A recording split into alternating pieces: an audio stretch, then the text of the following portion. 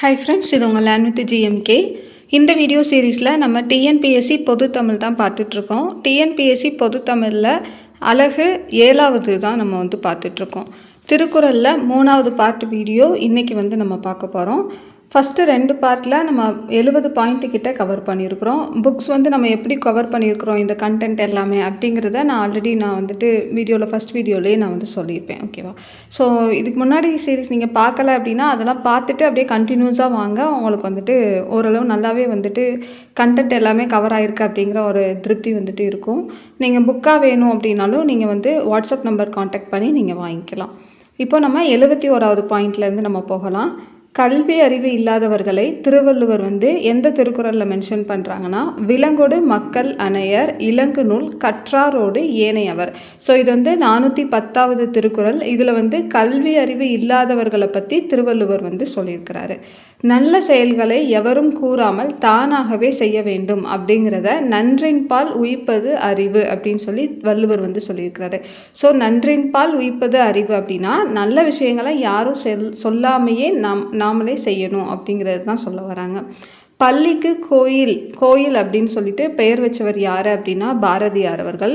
So அதை நம்மளுக்கு இங்கே பாட்டாக கொடுத்துருக்குறாங்க. பள்ளி தலமனைத்தும் கோயில் செய்குவோம் எங்கள் பாரத தேசம் என்று தோல் கொட்டுவோம் அப்படின்னு சொல்லிட்டு இது பள்ளிக்கு கோயில்னு பேர் வச்சவங்க யார் அப்படின்னா பாரதியார் அப்படிங்கிறத சொல்கிறாங்க.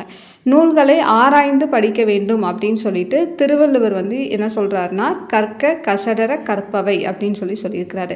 ஸோ கற்க கசடர கற்பவை அப்படின்னா நூல்களை ஆராய்ந்து படிக்க வேண்டும் அப்படிங்கிறது தான் பொருள். திருக்குறள் வகுப்பு நடத்தியும் தொடர் சொற்பொழிவுகள் நிகழ்த்தியும் திருக்குறளை பரப்பக்கூடிய பணி செய்தவர் யார் அப்படின்னா திருக்குறளார் வி முனிசாமி அவர்கள். ஸோ திருக்குறளார் வி முனிசாமி இவங்க தான் திருக்குறள் பற்றி நிறைய கிளாஸ் எடுத்திருக்கிறாங்க, தொடர்ந்து சொற்பொழிவுகள் நிகழ்த்தியிருக்கிறாங்க. அடுத்ததாக 76 திருக்குறள் நெறியை பரப்புவதை தம் வாழ்நாள் கடமையாக கொண்டவர் யார் அப்படின்னா குன்றக்குடி திருமடத்தோட தலைவர் குன்றக்குடி அடிகளார். திருக்குறள் நெறியை பரப்புவது சரியா தன்னோட வாழ்நாள் கடமையாக கொண்டவர். ஒப்புரவு நெறியை விளக்கக்கூடிய திருக்குறள் 2 குறள் இருக்குது. ஒன்று ஊருணி நீர் நிறைந்து அற்றே உலகவாம் பேரறிவாளன் திரு அப்படிங்கிறதும், அடுத்து பயன்மரம் உள்ளூர் பழுத்து அற்றால் செல்வம் நயனுடையான் கண்படின் அப்படிங்கிற குறளும். இந்த 2 திருக்குறளும் ஒப்புரவு நெறியை விளக்கக்கூடிய திருக்குறளாக இருக்குது. திருவள்ளுவரின் வாழும் நெறி, அதாவது பொது உடைமை. திருவள்ளுவருடைய நெறி என்ன? பொது உடைமை அப்படின்னு சொல்லுவாங்க. ஒருவர் எல்லாருக்காகவும் எல்லாரும் ஒருவருக்காகவும் அப்படிங்கிற இதுதான் பொது உடைமையாக சொல்லியிருப்பாங்க. ஸோ இது என்னென்னா திருவள்ளுவருடைய வாழும் நெறி அப்படின்னு சொல்கிறாங்க. திருக்குறளில் இருமுறை வரக்கூடிய ஒரே அதிகாரம் எது அப்படின்னா குறிப்பறிதல் அப்படிங்கக்கூடிய அதிகாரம் தான். ஸோ இது 2 தடவை வரக்கூடிய ஒரே அதிகாரம் அப்படின்னு சொல்கிறாங்க. திருக்குறளில் கோடி என்ற சொல் 7 இடங்களில் இடம்பெற்றுள்ளது. 7 என்ற சொல் 8 குறள்களில் வந்திருக்கு அப்படின்னு சொல்கிறாங்க. ஸோ கோடிங்கிற சொல் 7 இடத்துல வந்திருக்கு. 7ங்கிற சொல் 8 திருக்குறளில் வந்திருக்கு அப்படின்னு சொல்கிறாங்க. உடைமை அப்படிங்கிற வார்த்தையில் முடியக்கூடிய அதிகாரங்கள் மொத்தம் 10 அதிகாரங்கள் இருக்குது.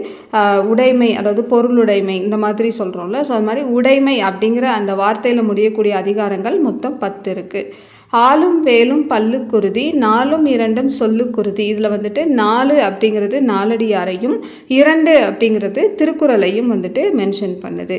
திருக்குறளுக்கு உரை எழுதியவர்களில் காலத்தால் முந்தியவர் யார் அப்படின்னா தருமர். ஸோ இந்த பதின்மர் அப்படின்னு சொல்லிட்டு நம்ம பார்த்துருப்போம். திருக்குறளுக்கு உரை எழுதியவர்கள் பதின்மர் அப்படின்னு சொல்லிட்டு.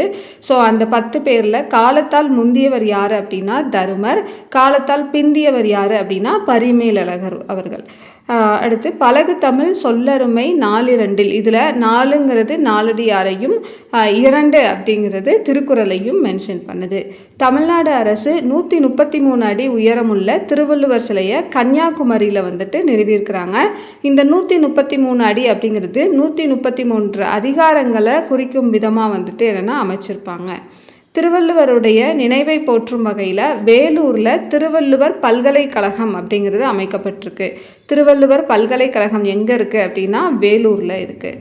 திருக்குறள் மூலத்தை முதலில் அச்சிட்டவர் அப்படின்னா யாருன்னா தஞ்சை ஞானப்பிரகாசர் அவர்கள் தான். 1812 அச்சிட்டிருப்பாங்க. திருக்குறளை ஆங்கிலத்தில் முதலில் முழுமையாக மொழிபெயர்த்தவர் யார் அப்படின்னா ஜியு போப் அவர்கள். வீட்டிற்கோர் திருக்குறள் கட்டாயமாக இருக்க வேண்டும் அப்படின்னு சொன்னவங்க அண்ணா அவர்கள் என்ன சொல்கிறாங்கன்னா, வீட்டுக்கு வீடு திருக்குறள் கண்டிப்பாக இருக்கணும் அப்படின்னு சொல்கிறாங்க. எல்லா வீட்லேயும் ஒரு திருக்குறள் புக்கு கண்டிப்பாக இருக்கணும் அப்படிங்கிறாங்க. திருவள்ளுவர் 2 அறவுரைகளில் விரிவாகும் ஆளுமை குறிக்கோளை எவ்வாறு அடையலாம் என்று காட்டியுள்ளார் அப்படின்னா, உள்ளற்க உள்ளம் சிறுகுவ அப்படின்னு சொல்லிட்டு 798வது திருக்குறள்லையும், உள்ளுவது எல்லாம் உயர் உள்ளல் அப்படின்னு சொல்லிட்டு 596வது திருக்குறள்லையும் எப்படி விரிவாகும் ஆளுமையை நம்ம அடையலாம் அப்படிங்கிறத பற்றி சொல்லியிருக்கிறாரு. தமிழகம் முழுவதும் திருக்குறள் சொற்பொழிவுகளை வழங்கி வருபவர் யார் அப்படின்னா ரா இளங்குமரனார். ஓகேவா, வாழ்நாள் முழுதும் அதுக்காக அர்ப்பணித்தவர் குன்றக்குடி அடிகளார்னு பார்த்துருப்போம். ஸோ இது இவர் என்னென்னா திருக்குறள் சொற்பொழிவுகளை தமிழகம் ஃபுல்லாக கொடுத்தவங்க அப்படின்னு மட்டும் கொடுத்துருந்தாங்கன்னா ரா இளங்குமரனார் அவர்கள். கம்பனை போல் வள்ளுவனை போல் இளங்கோவை போல் பூமிதனில் யாங்கனுமே பிறந்ததில்லை அப்படின்னு சொல்லிட்டு சொன்னது பாரதியார் அவர்கள். திருக்குறளை ஒரு வகுப்பிற்கோ ஒரு மதத்திற்கோ ஒரு நிறத்திற்கோ ஒரு மொழியார்க்கோ ஒரு நாட்டிற்கோ உரியதன்று, அது மண் பதைக்கு உலகு பொது அப்படின்னு சொன்னவர் யாருன்னா திருவிகா அவர்கள். திருவள்ளுவர் தோன்றிராவிட்டால் தமிழன் எனும் ஓர் இனம் இருப்பதாக உலகத்தாருக்கு தெரியாது. திருக்குறள் திருவள்ளுவர் இல்லை அப்படின்னா தமிழன்கிற இனமே இந்த உலகத்துக்கு இருந்தது தெரிஞ்சிருக்காது அப்படின்னு சொன்னவர் கி.ஆ.பெ. விஸ்வநாதன் அப்படிங்கிறவர் தான். உலகினில் நாகரிகம் முற்றிலும் அழிந்துவிட்டாலும் திருக்குறளும் கம்பன் காவியமும் இருந்தால் போதும், மீண்டும் அதனை புதுப்பித்து விடலாம் அப்படின்னு சொல்லிட்டு திருக்குறளும் கம்பனுடைய காவியமும் இருந்தால் போதும் அப்படின்னு சொன்னவங்க யார் அப்படின்னா கால்டுவெல் அவர்கள். கடுகை துளைத்து 7 கடலை புகட்டி குறுக தரித்த குறள் அப்படிங்கிற இந்த லைனுக்கு சொந்தக்காரங்க இடைக்காடர் அவர்கள். சோவியத்து அறிஞர் தால்சுதாய் வழிகாட்டுதலின்படி திருக்குறள் மூலத்தை நேரடியாக படிக்க விரும்பியே தமிழ் பயில தொடங்கினேன் அப்படின்னு சொன்னவர் காந்தியடிகள். அடுத்து திணையளவு போதா சிறுபுல் நீர் நீண்ட பனையளவு காட்டும் படித்தாள் அப்படின்னு சொல்லிட்டு கபிலர் திருக்குறளை பற்றி என்னென்னா புகழ்ந்து திருவள்ளுவ மாலையில் சொல்லப்பட்ட அந்த வரிகள் தான் இது. திருவள்ளுவ மாலையில் உள்ள செய்யுள் திருக்குறளின் அழியாத்தன்மையை பறைசாற்றுகிறது. ஸோ இந்த செய்யுள் தான் அது அந்த செய்யுளை யார் சொல்லியிருக்காங்கன்னா இறையனார் அவர்கள் இதில் திருக்குறளை பற்றி சொல்லியிருப்பார். என்றும் புலரா தியானர் நாட் செல்லுகினும் நின்றலர்ந்து தேன் பெளிற்றும் நீர்மையதாய் குன்றாத செந்தளிர் கற்பகத்தின் தெய்வ திருமலர் போன் மண்புலவன் வள்ளுவன் வாய் சொல் அப்படின்னு சொல்லிட்டு திருவள்ளுவரை பற்றியும் திருக்குறளை பற்றியும் இந்த பாடலில் சொல்லியிருப்பாங்க.